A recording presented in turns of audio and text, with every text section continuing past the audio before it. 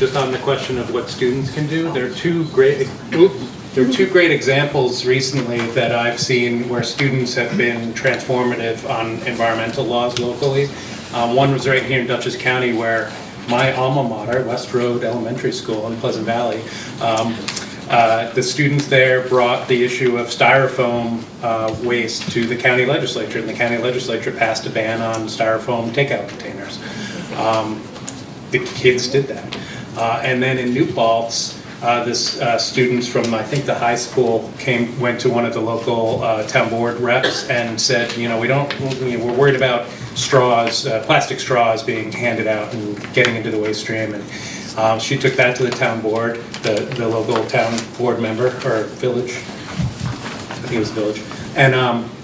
And so they didn't ban straws, but they passed a resolution calling on restaurants in the village to please ask before handing out a straw.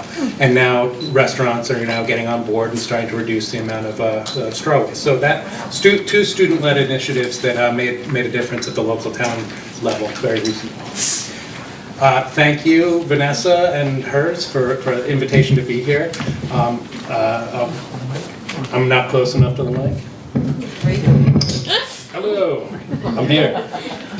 All right, so I get the pleasure of kind of telling a story. So I was asked to tell a case study in intermunicipal cooperation and sort of how individuals and organizations and municipal governments kind of came together around a particular issue, that issue being protecting the Hudson River as a drinking water supply, which it is. First, just briefly, Riverkeeper as an organization started 52 years ago with this pipe. This is, you've all taken the train, I'm sure, down to and past Croton. That was the Penn Central Railroad yard at that time, providing much the same function, repairing trains and whatnot. But at that time, they were just shipping all of their waste oil right out into the mouth of the Croton River and into the Hudson. So the first case that Riverkeeper brought, it was started with just a group of people sitting in a room saying, we don't want this kind of thing happening, what can we do? And they found a way through finding a dusty old law on the books and kind of blowing off the dust and using it to stop this. And then stopping the next and the next and the next, and sort of even before the modern Clean Water Act, playing a role in cleaning up the Hudson. And that remains a core part of what Riverkeeper does, is empower us to enforce environmental laws that citizens have a right to do. Another leg that we stand on as an organization is having a patrol boat on the river. Captain John Lipscomb is in his 18th year this season, starting out patrolling from New York Harbor up to Troy, which is 150 miles of our estuary. That's the river's tidal, that whole stretch, so influenced by the Atlantic Ocean. Right now, just as an aside, the migratory fish from the ocean are spawning in our river. It's this a wildlife migration of, as amazing as any on Earth, but we just don't know about it. But it's happening right now, so get excited. But he does the same migration from New York Harbor up to the Capital District, all the way out to Rome, New York, on the Mohawk River, Fort Edward on the Upper Hudson. So he's the eyes, the ears, the voice, sort of, for the river. And then the third piece of the organization, the third leg we stand on, is citizen science. And that's the part of the organization I really work on, measuring water quality throughout the Hudson River and its the streams that feed into it. And we do that with legions of volunteers who spend their Saturdays taking a sample in the creek near their house, and then we measure the water quality. And the story I'll tell is sort of built on that. It started with a gentleman here, Peter Smith, is a resident of Newburgh, and we were starting a project on the Quasaic Creek in the city of Newburgh to measure water quality. And we learned from him and from other advocates who had been part of a local watershed group really how vulnerable the city's water supply was, which is part of that creek. So we started to become educated ourselves about the issue, started to raise some concerns about it. This is just an aerial view. It's a little hard with the dark view here, but this is Lake Washington, which is the city of Newburgh's reservoir. And pertinent to the previous presentation, This reservoir sits in the two neighboring towns. And the watershed, so the creeks, the streams that feed into this reservoir are in the neighboring towns. So the city of Newburgh doesn't have local zoning control, doesn't decide what goes on around its own reservoir unless it actually owns the land, which is this tiny little strip around that it actually owns. When you get into water, that home rule and that local land use is everything, because if the creek starts here and it flows there and the rules are different for how you protect that creek, you lose it along the way. So anyway, this is the city's reservoir, and what we learned was that it had, the thruway, Route 84, I think that's 17K, Route 207, Route 300. So it's just crisscrossed the watershed with these highways, and with that comes commercial development of every kind as you'd expect. And if you've ever been to like the I-84 thruway interchange, like you're in the city of Newburgh's drinking water supply essentially. The water that's running off the ground is going into storm drains and one way or another finding its way into the reservoir. This is not a photo from the reservoir. I stole this from the internet, but it illustrates the point. This is just another example. So the Watershed Protection 101 is that you want to have some trees along your streams. That's a natural filter. It does the job better than anything else. They will filter the water. And here you have an example where not only do we not have a buffer along this stream, which actually connects the backup reservoir to the primary reservoir, so it's like this key piece of natural infrastructure, and they built a business out into the stream. This is a carpet installation business, so it's like its success doesn't depend on it being in the stream, and yet it's there. And then right across the street is a strip club, and there's actually a little bridge connecting the two. So one of my dreams is to find a police officer who will quietly investigate this place, find whatever illegal they're doing, and shut them down, and then plant trees. But anyway, so what the crisis that happened in Newburgh and what got us started on thinking about how to get governments working together on drinking water protection was this firefighting foam that's used at the Air National Guard base, which you see pointed to with that arrow. And this is a great product for putting out jet fuel fires, but not good to be exposed to. It's got an ingredient called PFOS that's toxic. So basically, they spilled a lot of this. It got into the groundwater, which got into the streams. The streams got into traced it to the reservoir. That led to the drinking water crisis, which actually is 2 years ago to the day that the crisis was declared in Newburgh. So I'm lingering on it a little today because it's the 2-year anniversary of that city's crisis. 29,000 people who learned 2 years ago that their water was contaminated with this toxic chemical. And the state has invested at $50 million and counting in the response to this crisis. So this is the emblem for when something goes wrong, it goes very wrong. You have a health crisis, you have a lot of money that needs to be invested to correct it. So that led Riverkeeper to we really wanted to understand the issues and what can go wrong and how could we lose a city's water supply. And a conversation that Gary Bassett and I had, mayor of Rhinebeck, that really kicked off this project for the Hudson was a different crisis, if you will, but that anchorages proposal, if you remember, when the shipping industry wanted to be able to anchor a lot of big ships and barges in the Hudson, and the concern was that would be used essentially as storage on water for oil, because we have all this oil that's drilled in North Dakota, comes by rail across the country to Albany, and then gets on ships and gets down. And that's new in the last 5 years that pathway of crude oil even exists, and that this proposal was perceived as a real risk to the future of the river, and particularly for the drinking water supply.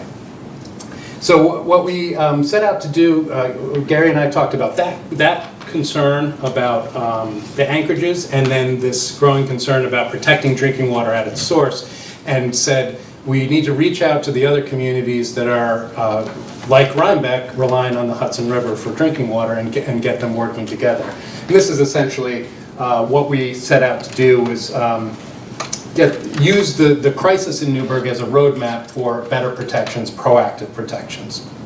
And just briefly, what we're talking about when we talk about source water protection, source water just means public drinking water supply, water, which is all water is, or it's all we drink.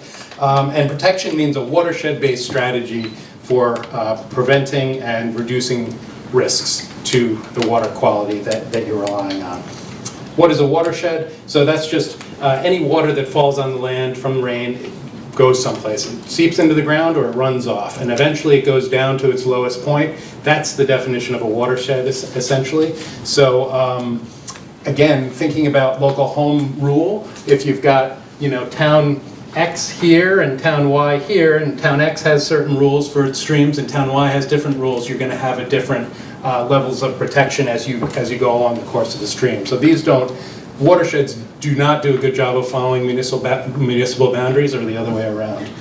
But just a quick example, New York City, of course, is like the world-class example for protecting drinking water at its source. So we have in our neighborhood, essentially, we know how to do this, the state knows how to do this, and it's cut off a little bit, but the city is committed to $720 million over 10 years in doing this work of protecting high-quality water at its source, which sounds like a lot of money, and it is. It works out to a few dollars a year per person who's actually drinking water, so it's a pretty affordable price.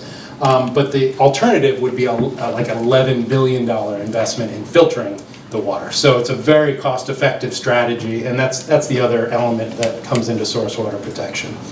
And again, the key question that we were asking is, we give that protection for New York City's drinking water, which serves about half of New York State residents, but what about the rest of us? And what we've found is, unfortunately, that many of our water supplies are, if not contaminated like Newburgh's, they're vulnerable like Newburgh's. They're not robustly protected like New York City's. And here, this is just to give you some sense of the biggest population centers relying on surface water. And you can see the Hudson River right here, 106,000 people.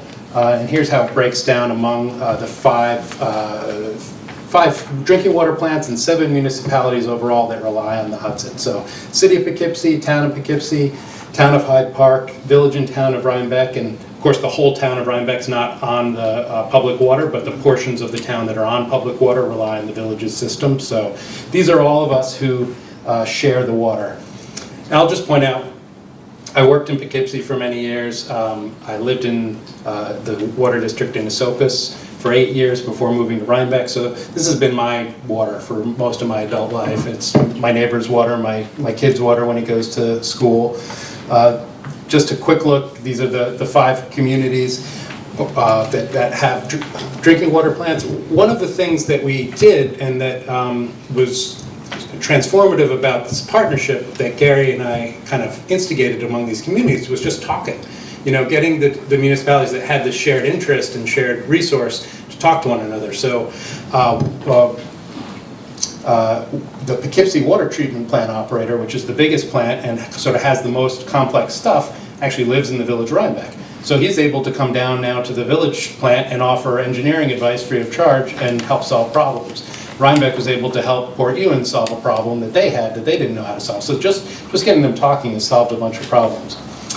This is just again, an indication of sort of when we're talking about a watershed approach, it means the land area that's draining to this part of the river is what we want to think about as a focus area for the river. And this is a sort of draft, but it gives you a sense for some of the land area. I think I showed this already, didn't I? No. No? Okay. So the basic ideas were to get the communities together, share information, as I said, and then give them a unified voice, all of us a unified voice on issues particularly related to crude oil transportation, because that was such a concern, and then apply those knowledge from Newburgh's crisis to really understand what we could do together to protect the Hudson as drinking water supply. I think of I mentioned Riverkeeper started with this group of people in a room who decided to do something. And I often think of this group of municipal leaders as in the same way. Nonprofits, as much as we think of them as institutions that come and go, but you're going to have a village of Rhinebeck and a city of Poughkeepsie for decades, generations to come. So if they're focused on this work, they're gonna keep it going. This is the group. And or part of the group, you can see Gary there smiling. And I'll just mention that one of the things that then came shortly after Gary and I started working on this was his and Elizabeth, our town supervisor's initiative to start an environmental committee, for a joint committee for the village and town. So unlike some of the boards that are sort of authorized by state law, like a conservation advisory committee has a specific role to review development projects and advise the planning board on whether it will have an impact and it's consistent with the town's master plan and things like this. This board is sort of a product of local leadership. It's a local leader saying we want good environmental policy and we want to assemble a group who can help advise us to do that. And so when Gary asked me to do this, I sort of couldn't say no because I was just working with him on this water project. So now on this committee, and Matt's on it, we've got kind of focus areas on trash and waste, energy, transportation, water, of course, and forgetting one. Policy. But policy. So it's like a super group because the community is so rich in people who have expertise. So it's really been a wonderful experience to get to know the people and sort of have the umbrella of that great leadership to support a group to set policy like that. We don't see that in every town that I work in. There's a lot of places that keep their authorized conservation advisory committees at arm's length or worse. So it's a special thing to have in our town to have that focus. I think I'm just going to skip through some of these.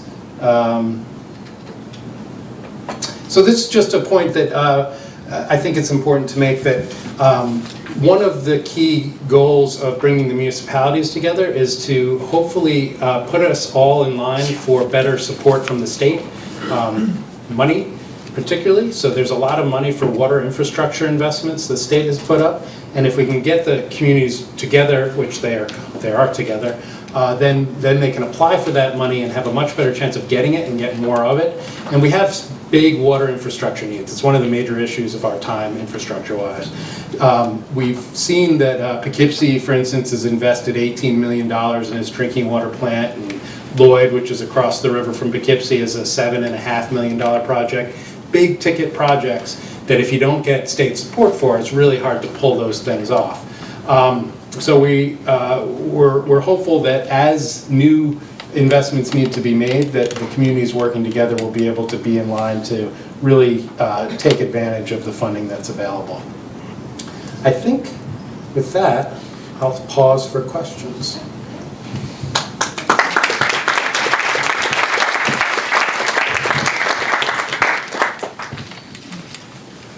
I'm not sure where everything is at in terms of, improving the water supply.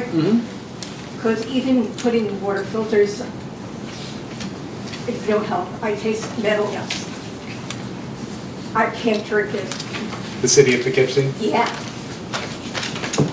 Well, What kind of a time? I mean, are we talking about a timeline? Like how far in the future are we thinking this is going to go? Are you suggesting that I go and volunteer? Oh yeah, so I should mention, how people can get involved. I mean, one of the important ways that we see citizens playing an incredibly important role on water issues throughout our region is participating in watershed groups. These are powerless volunteer entities that manage to get extraordinary things done sometimes. So it's just volunteer associations. Sometimes they're informal intermunicipal groups such as this, or they're just citizen-based and they're volunteers. So there's a great one for the Sawkill in Red Hook that's sprung up in the last 2 or 3 years that's doing really good work. There's a forum coming up next week. Everyone should attend. So that's a good way to get involved because it's local, it's where you live, it's whatever creek's running through your property, and you can really get to learn what it needs and how it can contribute to the health of the whole. So that's one really important way. In terms of, perception of taste and quality, everybody's different on how you perceive the water. I actually was at a restaurant in Poughkeepsie yesterday and had a glass of water, and I thought it tasted wonderful. I mean, they've invested a lot of money in their treatment recently. But Which restaurant? I was drinking beer also. Millhouse Brewery. Oh, and I didn't mention that, but just very quickly, Millhouse is brewing a beer for us to highlight the need for, source water protection, because their water comes from the Hudson River, so they brew it's a lot. We can have some fun too. I was going to say also like something like interconnection, like thing in big time now is healthcare, and if you like to connect this water, what's going on with the water with people who may not be involved in the river, what's going on in the Hudson, but you tell about healthcare, that could probably be a big interconnection, get more people involved in it, because people, if they, when I'm doing a lot of work with it, if you connect one thing to another, you get more people to respond to it because it's like their interest. Yeah, it's a great idea. It's one of the reasons that we've been focusing on drinking water, because people get the importance without explaining. I have a question about getting your water tested. How hard is that? Where would one go? The reason is because no matter how great the source is, maybe it's the pipes or something. Maybe Sure. that's why her water doesn't taste good. Yeah, that's a good point. So you can go, like Smith Labs in Hyde Park is a close commercial lab that does the full gamut of testing. I don't know if one So that's they closer would to know. that. They would know. You could ask, about what any concern you have and get some advice. There are other labs, I don't want to endorse a particular, but in Newburgh, there are a couple labs in Albany, but you just have to make sure they can test for what you're interested in.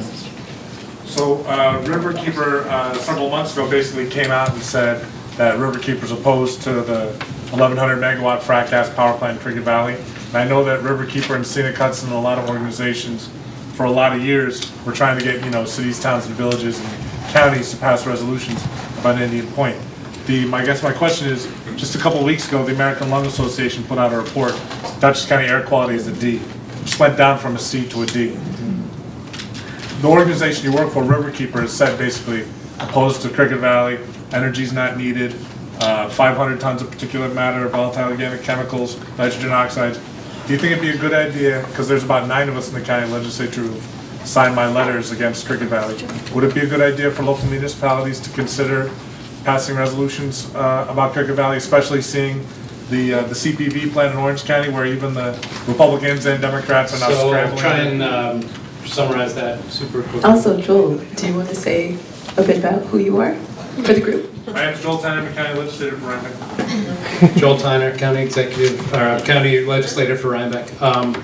So I'll speak more generally that I think that one thing that citizens can influence and that town boards can make a big difference on are regional issues like that, and that if you are concerned about something that has a regional impact because of an air pollution or because it will affect traffic or whatever it might be, going to your town board and getting a resolution passed and then encouraging the next town and the next town and the next town can have a big impact and ripple up. So that's how I'd answer that. Hey, so thanks for the explanation on oil discharge or potential oil discharge into the Hudson River. What's the impact of Greywater? So I'm in Rhinecliff. I've understood that Greywater in Rhinecliff is going into the river, and I imagine that that's not unique to Rhinecliff. How do you see that in the spectrum of pollutants of What's the river? Greywater? Or what's So its the impact on question drinking is, water? what about essentially wastewater from homes entering the river? So that's when you get to water infrastructure, which is one of the key, problems of our time, and that we invested a lot of money in wastewater infrastructure with the Clean Water Act 40, 50 years ago. A lot of that infrastructure is now needing to be upgraded, needing to be replaced, improved, and the price tag is big. It's $80 billion for water and wastewater across New York State for those investments. So finding ways to finance it without overburdening those who can't afford it is a real big issue. And then, an issue like you're bringing up where a hamlet might rely on septic systems that are not really, functioning anymore. They're built on a rock. That's yet another potential expense to stop that kind of discharge. So is it a problem? Yeah. Can you solve every problem? Probably not. But you're trying to prioritize what the biggest and most important ones are and getting the resources to them is one of the things that like an intermunicipal group can help to do by setting priorities. And that helps the state say, oh, this whole region has said this is a priority. Great. Okay, we'll we'll put up our investment in that. Just to kind of add on to that question, I'm a resident of Rhinecliff, and this is obviously like a big issue in Rhinecliff. A few years ago, I think the town was proposing a grant to get Hurricane Irene funding to put in a sewer system in Rhinecliff. It didn't go through, but at the time I had talked to some environmental experts about the benefits or downsides of putting in a sewer treatment plant versus what Rhinecliff currently has, which is considered a tertiary filtration system, I guess, which is natural, right? And I've always had this lingering thought that maybe I was misinformed about the benefits of just leaving what we have now versus putting in a septic treatment plant. I just wonder if you could maybe clarify some of that doubt. So the question is specifically about Rhinecliff and sewer issues and septic issues in Rhinecliff, and I have to admit I'm not knowledgeable enough about the local stuff. So I need to learn more. I'll say in general that, you know, we have, like Red Hook is an example of a village that was relying on septics for years, and there were like for 3 or 4 decades, everybody knew it was a problem. They're trying to do it, and another example of local leadership. This generation of leaders made it happen to install sewers, and that doesn't sound very sexy and exciting, but like I was in the bakery there on the corner the other day, and because I am who I am, I brought it up, and the baker was like super excited because she can't have an industrial-sized dishwasher, you know, an electric dishwasher in her bakery, and she can only have like 3 tables and not 10. Or whatever it is, because they don't have a sewer, so the Board of Health will only allow so much growth. So, you know, it can be, you know, there can be a suite of benefits for getting it right. In terms of, you know, a central sewer plant has certain benefits because it takes the sort of slow leak out of multiple places and puts it in one place, and you can treat it. It doesn't come without any downside because you're focusing all of the discharge in one place, so you have to make sure it's treated consistently and done well. Nothing simple, but in general it can be a good solution. Some places, sometimes it's not the best. There are, you know, kind of out of the box thinking on some of these things that are really hard to permit in our state. So even if you have a really great idea, that 40-year timeline might be 50 or 60 because it gets pretty tough to get it done. Dan, I was just wondering if you could say more about this particular joint committee and just like how often you guys are meeting and what is happening right now. The super on that. group. Yeah. Yeah, so we meet every month, and I forget what day of the week it is, but it pops up on my calendar and I go. It's tomorrow, I'll be there.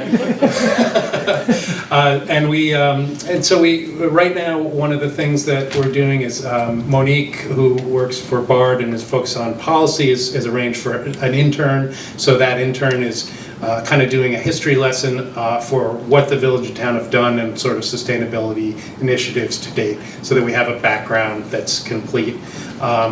Matt's been working on researching things around garbage policy and waste and food waste and things of that kind. We have research going on into transportation and sort of towards suggestions about how policies can be tweaked to increase, you know, to make it easier or friendly to bike.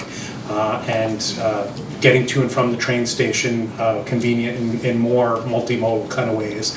And then I don't get to do anything but just do the same project that I'm doing for Riverkeeper, so I get to double dip on my on my committee duties. But it's great because all of this is moving towards sort of a joint village-town policy, so it really makes a lot of sense for particularly environmental policies in a community like this where there's so much interaction among residents and town governments, and but also just to have some proactive policies. And I'm excited, I think the whole committee is excited about the possibility of it really being a model for other towns and other municipalities to do this kind of thing, but also to set a bar with some of these policies that can really be have really big impacts.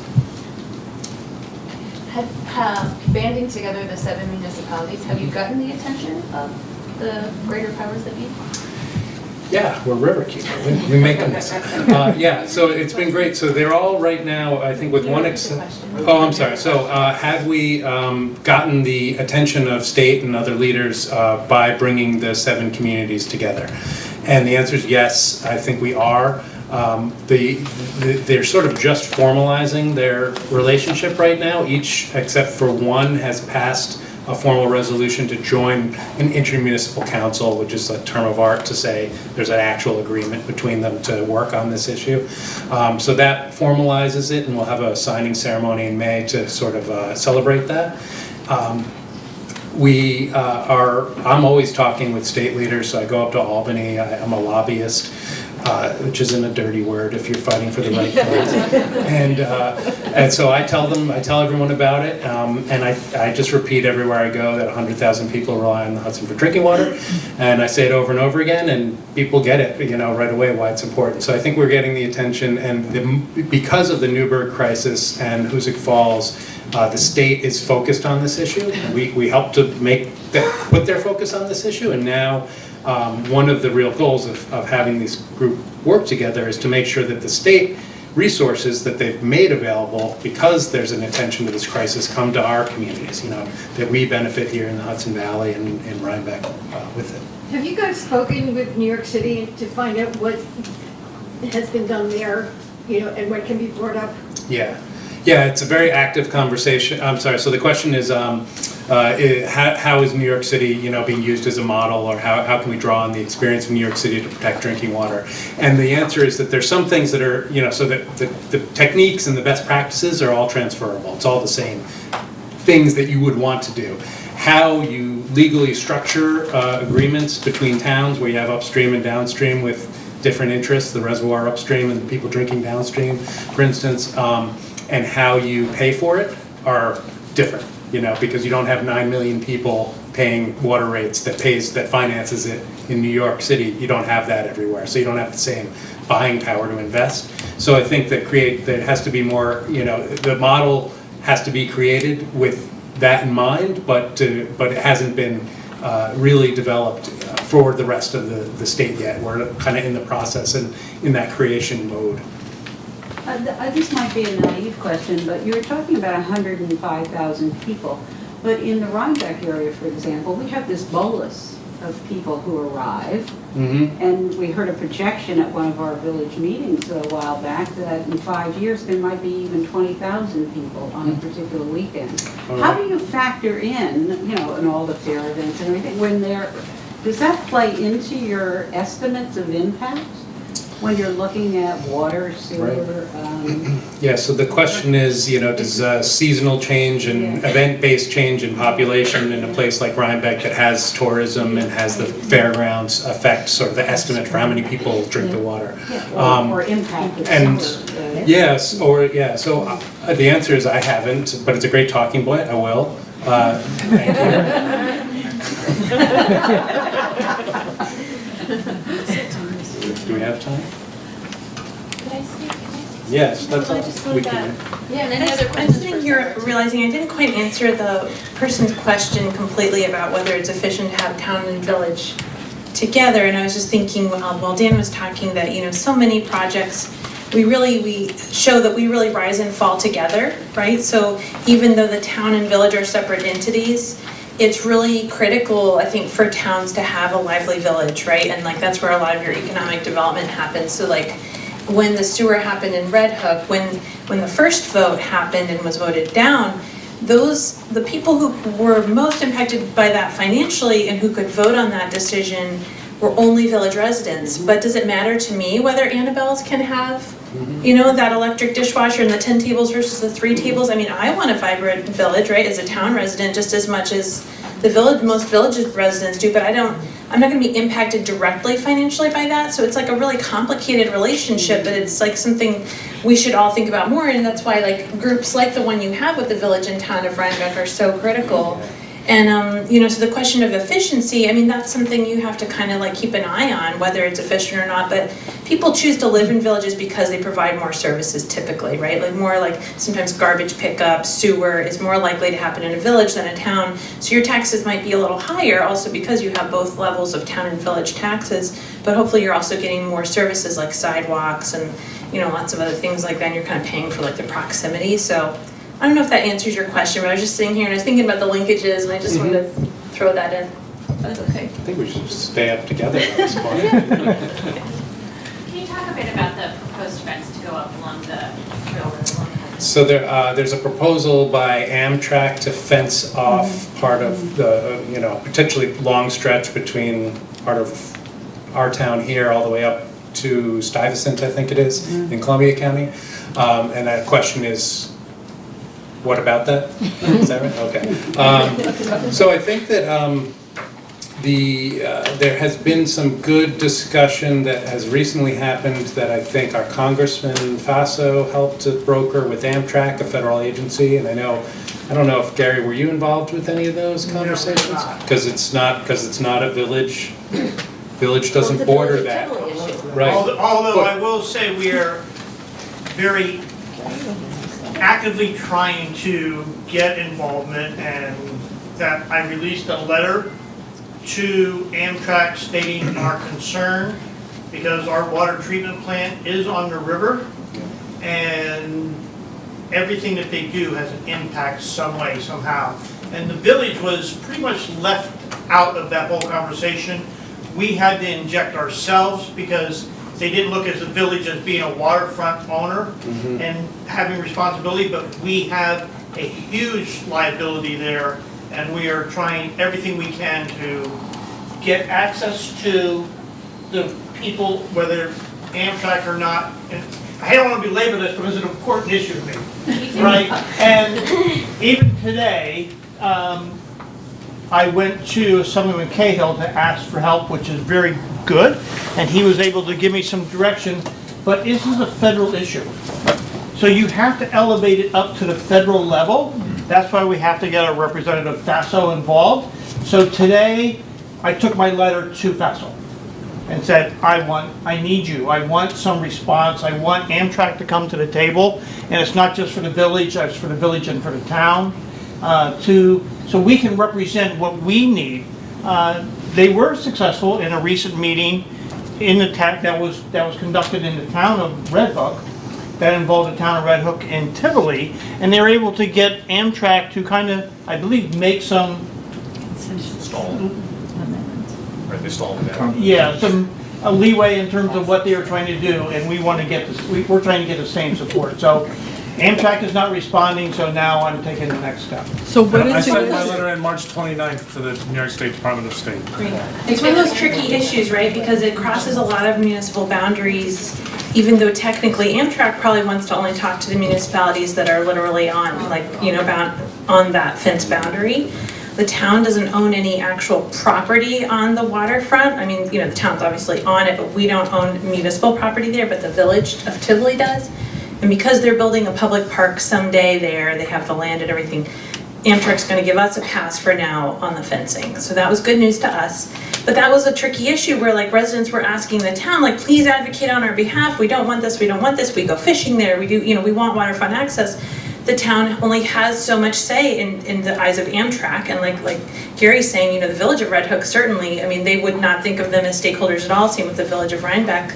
So it's really critical that we all work together, to try to be with one voice, representing everybody, because it's something that it will impact all of us, all that waterfront access, lots of ways. So can you flesh it out a little bit? Why does Amtrak want it other than? Well, I don't want to speak on Amtrak's behalf. Maybe Dan can. So basically they're concerned about safety, because there's, access to the Hudson River in a lot of places means walking across the railroad tracks when the train's not coming. Yeah. So there are several points along the way that are like that. So Amtrak's concern, as I understand it, is safety and particularly the ability to drive across and potentially cause an accident. So they have safety concerns, but for a lot of communities, that's the only access that they have. So just to underscore sort of the civics part of it, the community interest, and whether it's the town board or the county legislator or the state rep hearing it, they're funneling that concern up to the federal rep who can broker the conversation with the federal agency. So it's finding that pathway to who makes the decision and who can influence this. So there's the federal, and then the state has a role in permitting, so there's an angle to influence through the state representatives to make something happen. So any of us trying to do that alone, it would be really hard, but working together, multiple towns, multiple communities, organizations like ours, we can start to chip away and get some good results for Red Hook and hopefully everywhere else. Thank you so much.